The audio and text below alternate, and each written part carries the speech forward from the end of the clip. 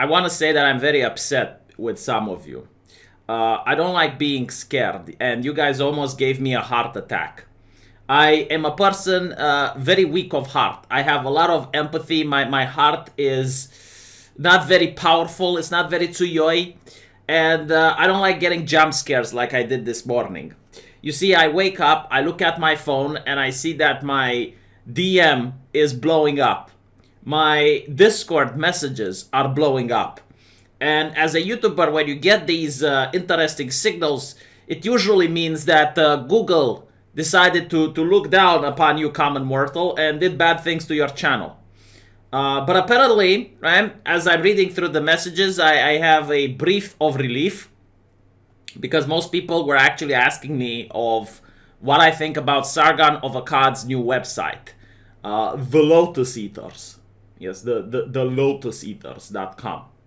A lot of people do not fancy the name. I myself do not fancy it either, and I will tell you the root of the problem. Sargon is a man that, unfortunately for him, reads books. Okay, he likes to read stuff. And because he reads stuff, he doesn't speak normal anymore. He speaks fog. Sit down, Carlos Maza. Fog with an O. Okay, not the gamer word. He speaks fog. It's very foggy while he speaks. His message does not translate clearly. There's a lot of fog when he opens his mouth. So the Lotus Eaters is something that means something for Sargon. And no, like for the common people, it means like, okay, maybe some Aristotelian junkies, maybe some Greek people that were chewing on flowers. All right? So the message becomes foggy. Carlos, foggy, okay? With an O.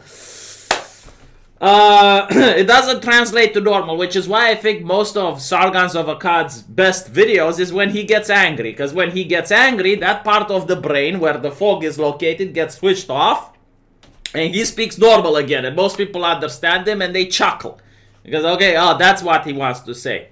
So what are the Lotus Eaters? Well, apparently, in ancient Greek mythology, they were a race of people, you bigot, who lived on an island dominated by the lotus tree, which produced a fruit with narcotic properties to get people to sleep in peaceful apathy. All right, good luck explaining that to your mother and market and brand that. The problem isn't really that the name is foggy. The problem is that there are 5 other metal bands that have the same name. So when you look on YouTube for the Lotus Eaters, you're going to be bombarded by very hipsterish songs that are going to fill your screen. So yes, the name is bad, but it cannot be changed, as I understand. It has already been trademarked. It is to stay.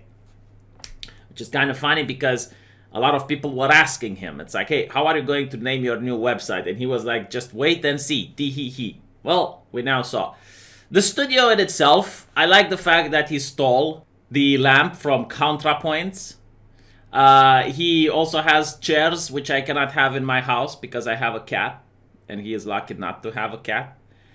I do like the table, though. The table is nice. And he's got like some hipsterish things which smell nice. But if I sit in a room that has these for a long time, I get dizzy. I guess it's the Lotus Eaters, right? Alright, let's talk a little bit more serious now. Is he going to be successful? I think he will, because he can grow a YouTube channel. Alright, whether you like the man or not, he has shown in the past that he has an ability to grow a YouTube channel.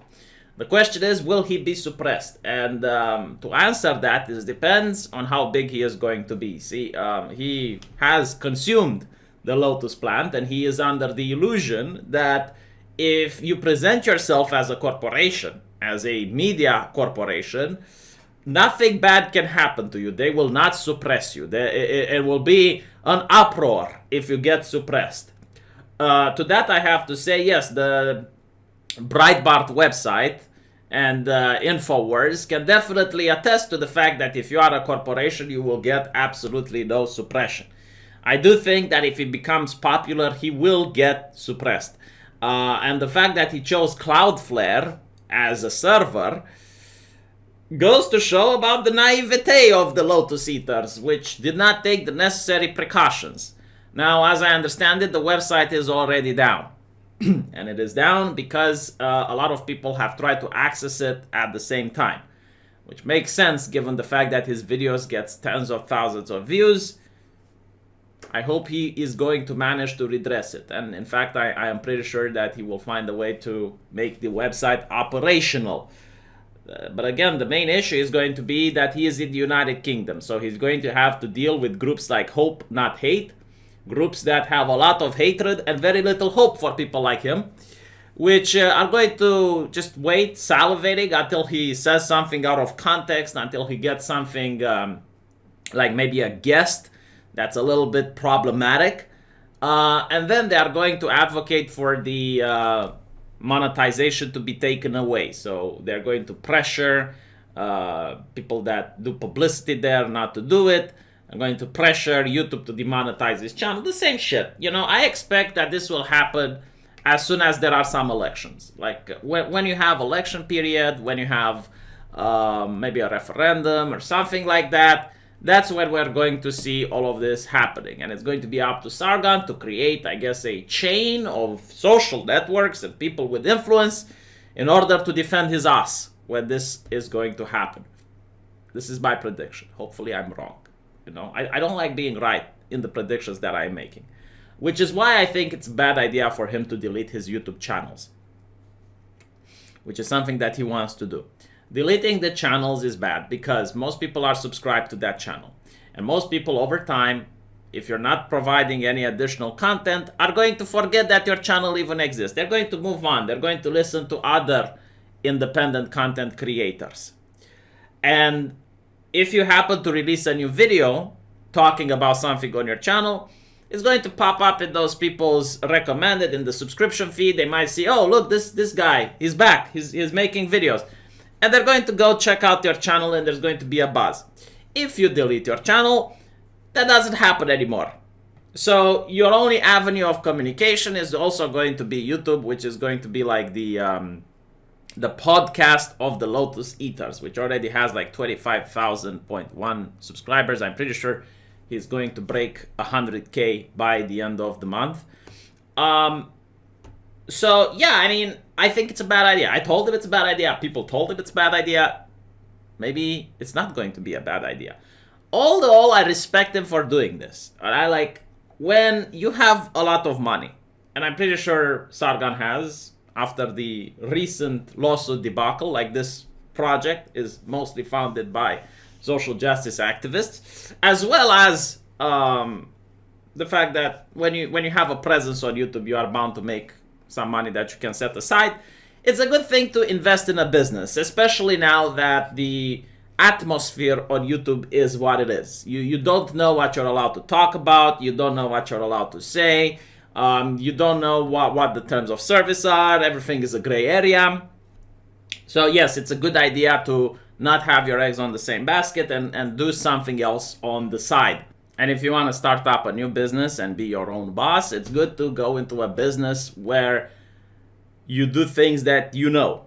If you're a great cook, then start a restaurant. If you're a great doctor, then start a hospital. A little bit more difficult, isn't it? But if you're a good YouTuber and content creator, then start your own news organization.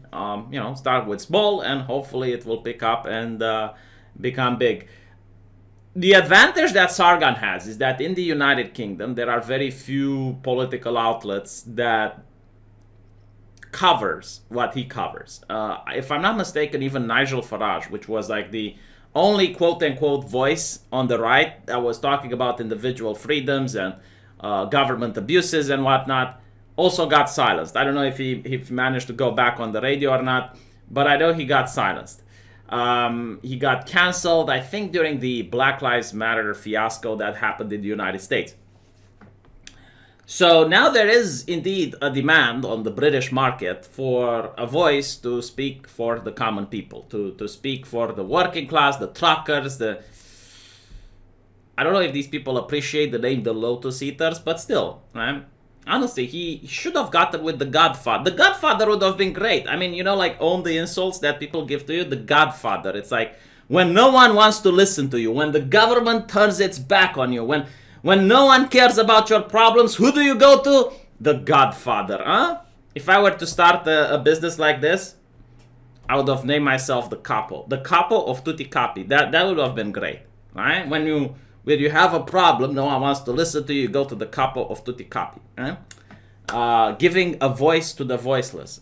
I honestly, if I was him, I would also like have a lot of leftist slogans as well. You know, like a voice for the voiceless or something like that. A voice for the working class, or you know, just something to that is kind of difficult. It looks bad in the papers when they slander you. You know, like that would have been great. It's like, oh, the voice for the voiceless is now being under attack for blah blah blah blah blah. You know, like that would be interesting.